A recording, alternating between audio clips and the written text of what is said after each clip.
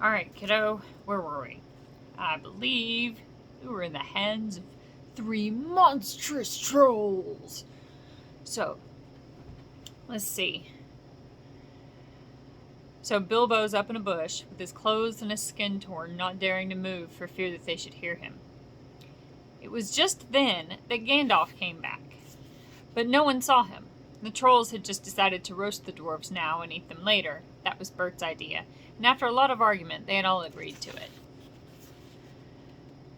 "No good roasting 'em now. It'd take all night," said a voice. Bert thought it was William's.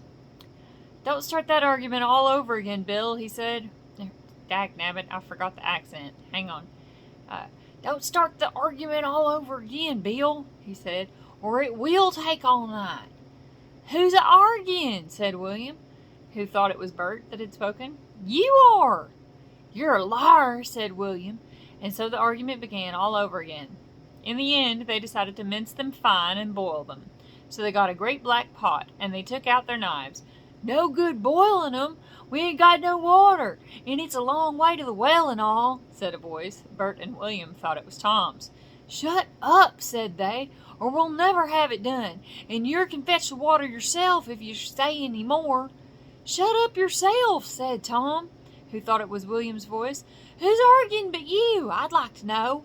"You're a booby," said William. "Booby yourself," said Tom. And so the argument began all over again, and went on hotter than ever, until at last they decided to sit on the sacks one by one and squash them, and boil them next time. "Who shall we sit on first?" said the voice. "Better sit on that last vella first," said Bert, whose eye had been damaged by Thorin. He thought Tom was talking. "Don't talk to yourself," said Tom. "But if you wants to sit on the last one, sit on him. Which is he?" "The one with the yellow stockings," said Bert. "Nonsense, the one with the gray stockings," said a voice like William's. "I've made sure it was yellow," said Bert. "Yellow it was," said William. "Then what did you say it was gray for?" said Bert. "I never did. Tom said it." "That I never did," said Tom. "It was you." Two to one, so shut your mouth," said Bert.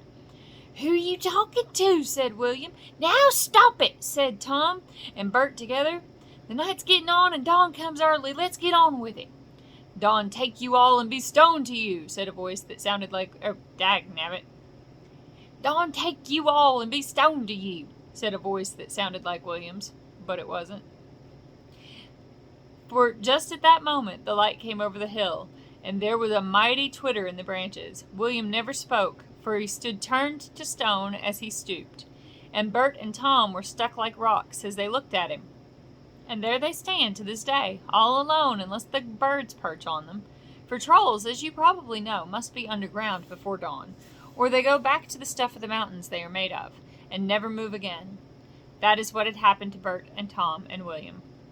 "Excellent," said Gandalf as he stepped from behind a tree and helped Bilbo to climb down out of a thorn bush. Then Bilbo understood. It was the wizard's voice that had kept the trolls bickering and quarreling, until the light came and made an end of them. The next thing was to untie the sacks and let out the dwarves. They were nearly suffocated and very annoyed. They had not at all enjoyed lying there listening to the trolls making plans for roasting them and squashing them and mincing them. They had to hear Bilbo's account of what had happened to him twice over before they were satisfied.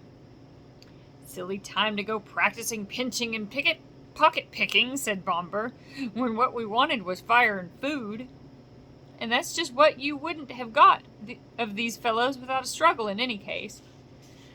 Anyhow, you are wasting time now. Don't you realize that the trolls must have a cave or a hole dug somewhere nearby to hide from the sun in? We must look into it." They searched about and soon found the marks of trolls' stony boots going away through the trees. They followed the tracks up the hill until, hidden by bushes, they came on a big door of stone leading to a cave. But they could not open it, not though they all pushed while Gandalf tried various incantations. "Would this be any good?" asked Bilbo, when they were getting tired and angry. "I found it on the ground where the trolls had their fight." He held out a largish key, though no doubt William had thought it very small and secret. It must have fallen out of his pocket, very luckily, before he was turned to stone. "Why on earth didn't you mention it before?" they cried. Gandalf grabbed it and fitted it into the keyhole. Then the stone door swung back with one big push, and they all went inside. There were bones on the floor, and a nasty smell was in the air. But there was a good deal of food jumbled carelessly on shelves and on the ground, among an untidy litter of plunder, of all sorts, from brass buttons to pots full of gold coins standing in a corner. There were lots of clothes, too, hanging on the walls, too small for trolls. I'm afraid they belonged to victims, and among them were several swords of various makes, shapes, and sizes. Two caught their eyes particularly, because of their beautiful scabbards and jeweled hilts. Gandalf and Thorin each took one of these, and Bilbo took a knife in a leather sheath. It would have made only a tiny pocket knife for a troll, but it was as good as a short sword for the hobbit. "These look like good blades," said the wizard, half drawing them and looking at them curiously. "They were not made by any troll, nor by any smith among men in these parts and days, but when we can read the runes on them, we shall know more about them." "Let's get out of this horrible smell," said Feely. So they carried out the pots of coins, and such food as was untouched and looked fit to eat. Also 1 barrel of ale, which was still full. By that time they felt like breakfast, and being very hungry, they did not turn their noses up at what they had got from the troll's larder. Their own provisions were very scanty. Now they had bread and cheese, and plenty of ale, and bacon to toast in the embers of the fire. After that they slept, for their night had been disturbed, and they did nothing more until the afternoon. Then they brought up their ponies, and carried away the pots of gold, and buried them very secretly, not far from the track by the river, putting a great many spells over them, just in case they ever had the chance to come back and recover them. When that was done, they all mounted once more, and jogged along again on the path towards the east. "Where did you go to, if I may ask?" said Thorin to Gandalf as they rode along. "To look ahead," said he.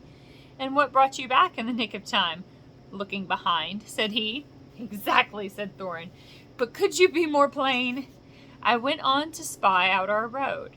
It will soon become dangerous and difficult. Also, I was anxious about replenishing our small stock of provisions. I had not gone very far, however, when I met a couple of friends of mine from Rivendell." "Where's that?" asked Bilbo. "Don't interrupt," said Gandalf. "You will get there in a few days now, if we're lucky, and find out all about it. As I was saying, I met 2 of Elrond's people. They were hurrying along for fear of the trolls. It was they who told me that 3 of them had come down from the mountains and settled in the woods not far from the road. They had frightened everyone away from the district, and they waylaid strangers. I immediately had a feeling that I was wanted back. Looking behind, I saw a fire in the distance and made for it. So, now you know. Please be more careful next time, or we shall never get anywhere." "Thank you," said Thorin. And that's where we're going to call it for tonight, because I am recording this at 12:30 in the morning. So, sorry this is a short one. But I love you very, very much, and I hope you have a wonderful day tomorrow. And hugs and kisses.